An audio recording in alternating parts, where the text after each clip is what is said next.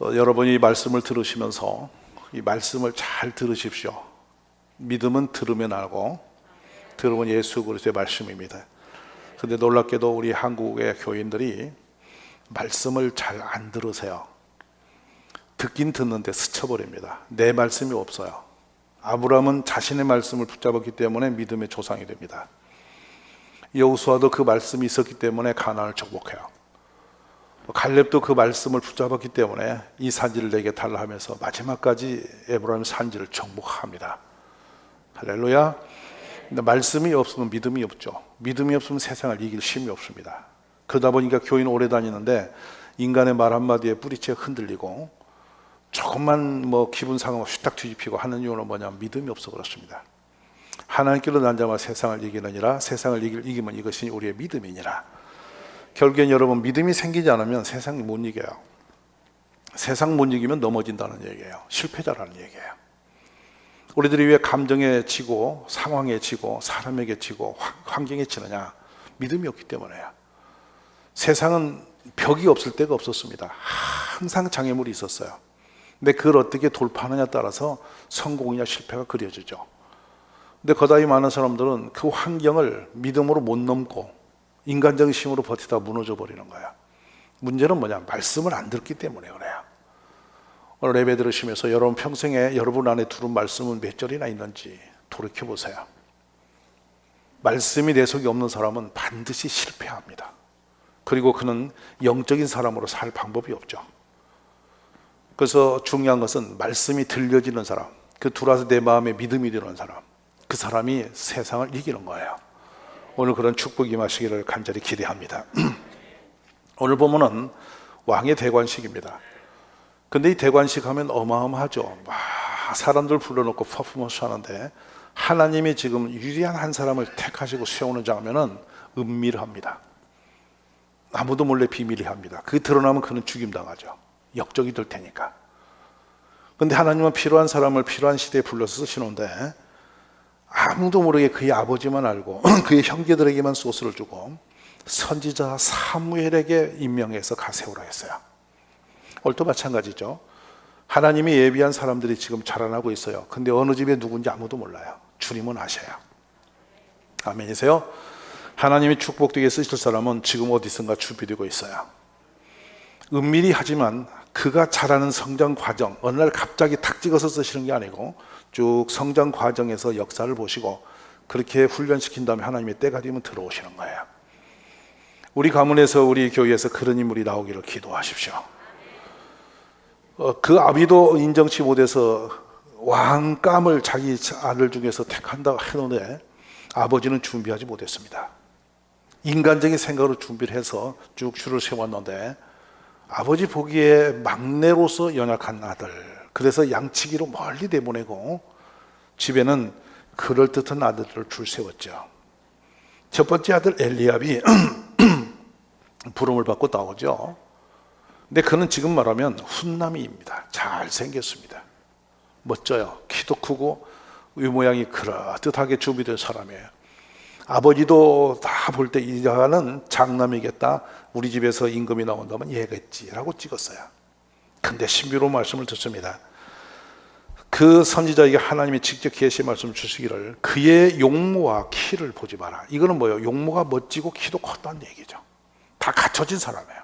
근데 어림없다, 내가 이미 그를 버렸다. 그럴듯했는데 아닌 거예요. 이 세상에 그럴듯한 사람 많아요. 그럴듯했는데 부딪혀 보니까 아닌 거 많습니다. 여러분, 하나님은 속일 수가 없죠. 그래서 주님 말씀해줘. 내가 보는 것은 사람과 같지 않다. 사람들은 겉모양을 봐요. 포장해서 하면 멋져 보이고 혹해요. 근데 사람은 외모를 보거니와 나 여호와는 중심을 보느니라. 우리 이거 잘 알고 있는 장면이에요. 그래서 이새가 아비나답을 부릅니다. 사물 앞에 지나가게 하며 사무엘이 이르되 이도 여호와께서 택하지 아니하셨다. 이새가 이번에 3말을 데려옵니다. 이도 여호와께서 택하지 아니하셨다. 사람이 없는 건 아니에요. 겉모양이 그럴듯한 인간이 없는 건 아니에요. 그럴듯하게 많아요. 그래서 앞에다 뒤밀고 이 사람 쓰시라고 그래요. 근데 하나님이 no. 근데 이밖에 없냐? 네 아들이? 더는 없냐? 아버지 문득 생각납니다. 저 멀리 양치기로 내보낸 놈 하나 있는데요. 그럼 막둥이에요. 그러면 그를 데려가라. 그가 올 때까지 우리는 아무것도 안 해. 밥도 안 먹겠어. 그거 기다리죠. 드디어 그가 옵니다. 성경 기록은 이래요. 그를 데려오니 그의 빛이 붉고 눈이 빼어나고 얼굴이 아름답더라. 이거는 겉모양의 내용이 아니라 영적인 관으로 보는 거예요. 아멘. 사람이 겉모양으로 아무리 화려해 보여도 영이 더러워져 있으면 얼굴도 보여요. 음란한 사람은 음란이 보이고 거짓된 사람은 거짓되게 보여요. 이걸 지금 사무엘이 뚫어보죠. 근데 여호와께서 그가 딱 나타나자마자 하신 말씀이 있어요. 이가 크니. 하나님이 기다렸던 사람, 하나님이 만나고 싶은 사람, 하나님이 나라를 맡기고 싶은 그 사람, 바로 이 사람이 그야. 일어나서 기름을 부으라. 여러분, 우리 자녀들, 우리 가정이 이렇게 되어지기를 기도하십시오. 야각하다. 얘에게 기름을 부어라. 하나님이 찾아 쓰시는 사람. 사도 바울 훗날에 설교 중에 이 상황을 이렇게 표현합니다. 패하시고 다윗을 왕으로 세우시고, 사울이라는 사람을 백성들이 너무 화려한 왕감이라 세웠는데 너무도 인간적인 사람이었어요. 성령도 받았는데 빗나갔습니다. 그리고 인간의 마음에 코드를 맞춰 살아가요. 백성들의 마음을 채워주기 위해서 방향을 잡은 사람이에요. 그리고 상황 자체가 오기만 하면 넘어져요. 평소는 그럴듯한데 결정적인 상황이면 탁탁 넘어집니다. 우리 그렇죠?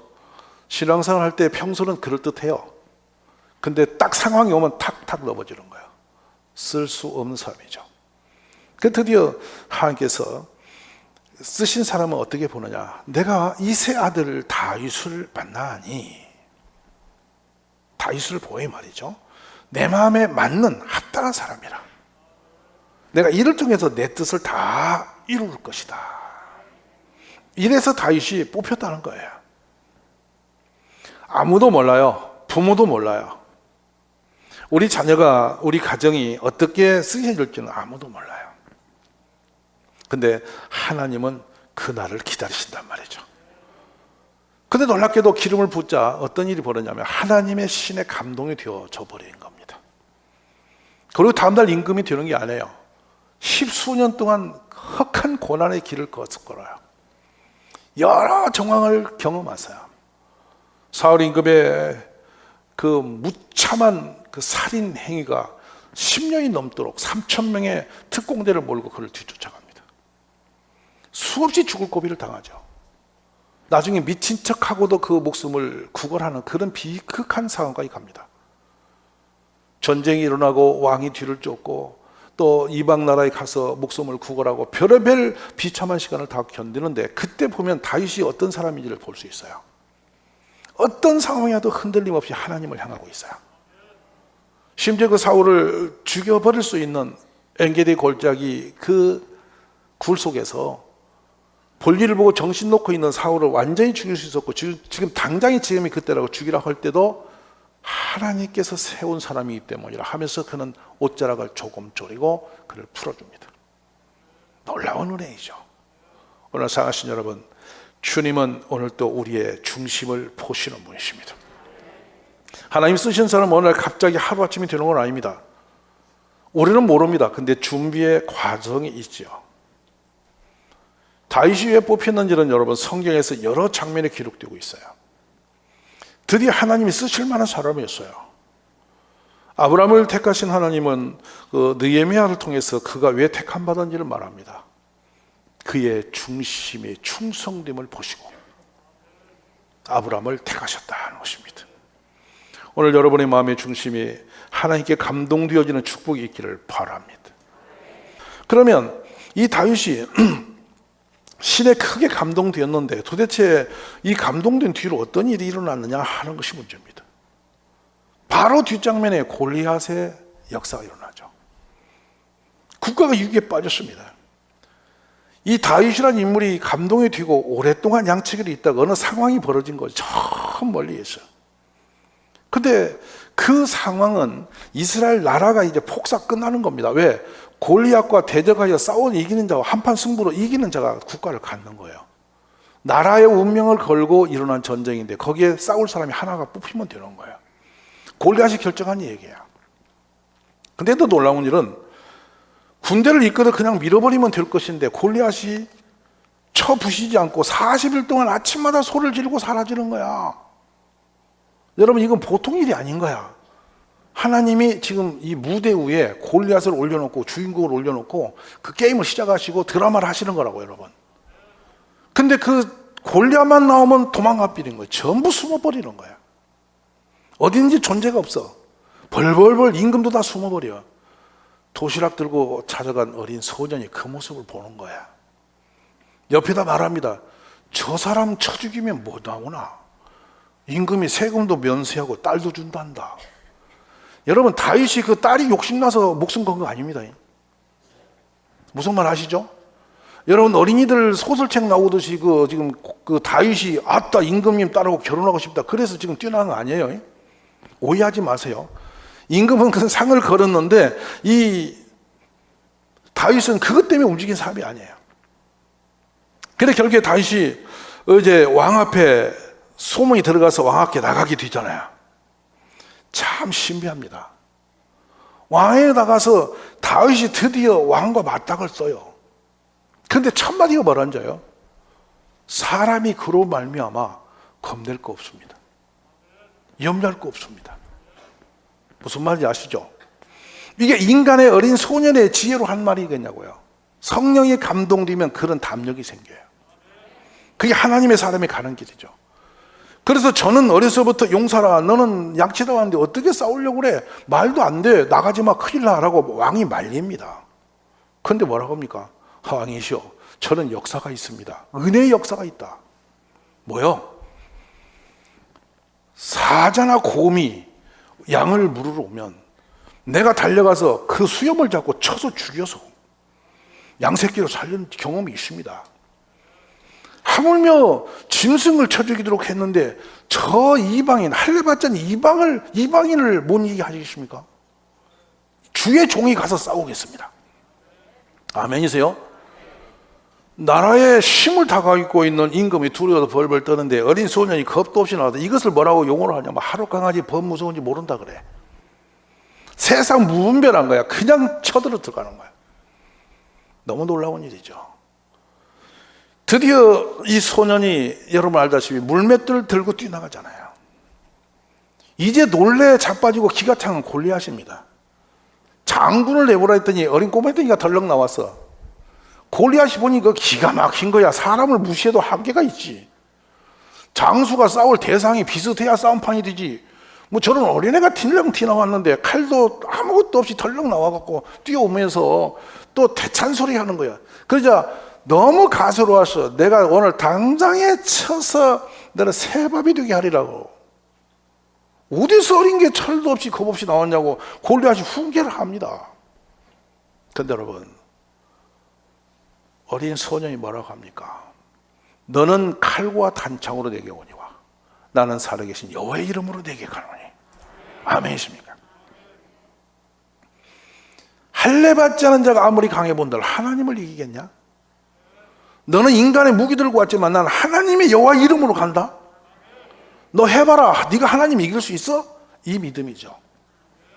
이게 신에 감동된 사람입니다. 근데 여기 한 가지 볼 수 있는 게 있죠. 이전에 짐승을 기를 때에 다윗이라는 사람이 아버지의 심부름이고 양은 아버지 것이었어요. 근데 어린 양 하나 물고 가버리는 게 훨씬 편해요. 쉬워요. 이 짐승의 먹잇감 주워버리고 노는 게 훨씬 자유한 거라고. 거기다 목숨 걸 일 하나도 없어요. 아버지도 분명히 그랬을 거야. 야, 위험 상태 되면 얼른 죽어 빠져야 돼. 우리 생각도 그럴 거라고. 근데 양 한 마리 살리겠다고 사자에게 덤비들고 곰에게 뛰어들어 덤빈 소년이에요. 책임감이에요. 근데 더 다윗의 중심을 볼 수 있는 한 장면이 나와요. 어디냐면 심부름을 떠나보낼 때 아침 일찍 일어나서 도시락을 두고 전쟁터 가는 게 아니라 양치는 자를 찾아가서 우리 아버지 양인데 잘 좀 보살펴 둬 하고 부탁을 하고 떠나는 거예요. 이게 주인의식이라고 하는 거예요. 사랑하신 여러분, 히브리 사람이 노예로 팔려갔죠. 형들의 미움을 산 거예요. 근데 이 사람이 당대 이 미디안 사람에 의해서 팔려갔는데, 팔려간 그 집이 친위 대장, 당대 최고의 권세 가진 임금 보디발의 친위 대장 보디발, 그 집에 갑니다. 죽임 당할 수밖에 없는 미움의 대상이었는데, 그가 팔려가서 간 집이 종이 가장 힘이 센 왕의 친위 대장이면 최고의 끝발인 사람이에요. 그 집에 종으로 들어가요. 돌아올 방법이 없죠. 어쨌든 종은 종인 것입니다. 근데 그 보디발이 그를 데려간 다음에 그를 볼 때에 신에 감동된 사람임을 알게 됩니다. 놀랍죠. 그래서 그에게 살림을 맡겨봐요. 근데 주인이 경영하는 것보다 훨씬 더 지혜롭고 더 살림살이가 잘 되는데, 성경은 여호와께서 그를 위하여 그 보디발의 집에 형통케 하셨다고 하십니다. 아멘이십니까? 하나님이 보디발을 긍일히 여기서 그에게 부으세요. 그의 용모가 준수했다고 됩니다. 얼마나 사람 하는 게 아름답고 멋져 보였던지. 보디발의 부인이면 끝발이 하늘이죠. 그 마님이 홀랑 반했어. 여러분, 이 장면 그냥 볼 장면이 아니에요. 주인의 부인이 종한테 반할 정도로 종이 멋졌단 말이에요. 왜? 그와 함께하는 하나님의 역사가, 그를 통해 일어난 역사가 너무도 귀해 보이고 너무도 멋있고 너무도 형통하고, 그가 생각하고 하는 것마다 착착착 되어가는 걸 볼 때 감동이 되니 주인 마님이 반한 거야. 여러분과 반하라는 얘기가 아니고, 오죽하면 반했겠냐. 근데 그 중심을 보세요. 그가 형들의 미움을 당한 이유는 딱 하나입니다. 아버지 눈을 가리고 뒤에서 아버지 양을 몰래 잡아먹고 놀고 장난치고 사는 사람들 무리 속에 있었던 거예요. 배다른 형들이죠. 어머니가 셋이나 되는 형들이 다 다른 형들이, 다 자기 나이가 많아. 그들이 하나가 되어서 아버지 눈을 가리고 들에서 양들을 잡아먹고 딴짓을 벌이고 있어요. 근데 요셉은 그 무리에 속하지 않았어요. 그들이 양을 잡아먹으면 조용히 와서, 아버지, 형들이 양을 훔쳐먹습니다. 얼마나 미웠게요. 이게 쌓이고 쌓이다 보니까 저놈만 없으면 살겠다 이래가지고 죽일 결심을 한 거예요. 세상에 도적질하고 거짓말하고 다 부두덕하게 사는 사람에게 젖어버리면 누가 아무도 여러분을 시비할 사람 아무도 없어요. 똑같으니까. 근데 예수 믿고 중심 지키고 정직하게 살다 보니 걸리는 거라. 너는 누구냐고 공격자가 생기는 거야. 그 세상 살기 어려워. 직장 생활 어려워. 불이익을 당해. 그래서 죽임을 당할 만큼 고통을 당해. 그러나 뒷방으로 숨지 아니하고 정직하게 사는 사람이야. 그래서 그가 노예로 팔려갈지라도 하나님이 그를 눈여겨보시며 그와 동행하기 시작하신 것입니다. 다윗의 일생의 그 모습이 보이잖아요. 항상 여호와의 그 이름을 위해서 목숨을 내고 사는 사람이에요. 우리의 생명, 목숨 하나입니다. 그 목숨을 무엇을 위해서 여러분 쏟아놓고 있습니까? 나그네 같은 인생을 살면서 여러분이 힘을 어디를 향해 쓰고 있는지 여러분이 돌아보시기 바랍니다. 요셉이 드디어 애국 왕 앞에 가죠. 그 앞에 설 때 33살이에요. 근데 그가 왕의 명령을 받아 그 땅을 다스릴 때에 싸우는 곡식이 바다에 모래 갖고 심이 많아서 세기를 그쳤으니 그 수가 한이 없다. 하나님이 요셉이 국가의 권세를 가지고 나라를 지금 말하면 경제 장관이죠. 통솔자입니다. 그걸 맞는 순간에 얼마나 복을 주셨는지 쌓을 곳이 없고 헤아릴 수 없이 그렇게 하나님이 복을 부으셨다 하는 거예요. 하나님의 영에 감동이 되면 이와 같은 축복이 있을 줄 믿으십시오. 주님께 감동된 삶을 살아가는 것은 얼마나 축복된 일인지 세상은 모릅니다. 제 아무리 탁월하고 제 아무리 머리가 좋고 세상 권세를 다 가져도 여러분, 성령의 감동이 없는 사람은 결국에는 세상 사람이 되어서 이 세상의 정욕과 이생의 자랑에 빠져 살다가 육신대로 살다가 육신대로 죽을 길로 가는 사람입니다. 제 아무리 세상의 부자가 되면 뭐하고 세상에서 권세를 다 잡으면 뭐합니까? 그 사람의 끝은 죽음의 길인 것인데, 맞으십니까 여러분? 근데 성령을 받은 사람은 주님과 동행하여 세상도 믿음으로 살되 구별된 길을 걷되 하나님이 권세를 주셔서 세상을 이기게 하고 하나님이 권세를 주셔서 세상을 다스리기도 하시고 하나님의 영광의 길을 품고 갈 수 있도록 만드신다, 이 말씀입니다. 오늘 우리 가족들이 그 눈이 열려지고 그런 축복의 길에 서기를 주의 이름으로 축원합니다. 그러므로 저는 성령의 충만함, 이 다윗이 받았던 성령의 기름 부으심이 온 가족에 임하시기를 기도하자는 거예요. 그 중심을 지키자는 거예요. 우리의 삶의 역사를 따라 갑자기 주시지 어느 날 갑자기 하늘에 뚝 떨궈서 우리를 세운 적은 없으세요. 저는 하나님이 쓰시는 사람이 교회에 많이 나오기를 원합니다. 그리고 우리 가정에 하나님이 기름 부심이 있기를 기도합니다. 우리 자녀들이 하나님의 성령의 감동을 받아서 기름 부심을 받아서 다윗처럼 자라나는 그런 교회 되기를 원합니다. 요즘에 저희 교회는 어린 아이들이 이제 금요 추야라에 이 그룹이 되어서 이제 기도회 멤버십이 생겼습니다. 제가 애들에게 강제로 막 이렇게 해서 너 기도해야지 이렇게 하지 않았습니다. 눈물이 나는데 기뻐요. 할렐루야. 기도가 길어졌어요. 한 놈은 기도하다가 뛰어나와서 엄마 나 기도 더 할 테니까 기다릴 수 있어? 엄마는 이미 가실 준비가 되신 분이야. 그 엄마가 미안해서 해. 그랬더니 또 들어와서 기도를 하고 이래 하는 거라. 자기네끼리 뭉쳐서 기도가 시작이 된 거야. 근데 기다려진대, 금요일이. 여러분은 기다리시세요? 금요일날이 손꼽아 기다리시냐고. 무겁기만 한 그 밤, 피곤하기만 한 그 밤, 또 가서 내가 뭐 주역까지 위칠 것 있나? 하나님의 신에 감동된 사람은 세상이 감당치 못합니다. 어느 날 우리가 이 말씀을 맺습니다. 사울이라고 하는 다윗이 된 사람이 다메섹에서 성령을 받으니 그가 뒤집어져 새 사람 되었다, 그렇게 쓰죠. 여러분, 다윗은 하루아침에 된 사람이 아니에요. 하나님을 향한 열망이 하늘에 단 사람입니다. 얼마나 열망이 찼으면 이단자 예수가 나왔다, 그 이단자를 처단에 없애버리겠다 하고 면서를 받아서 그들을 찾아가서 다 없애버리겠다고 결심하고 나선 사람이, 씨를 말려버리겠다고 열심히 특심한 사람이었어요.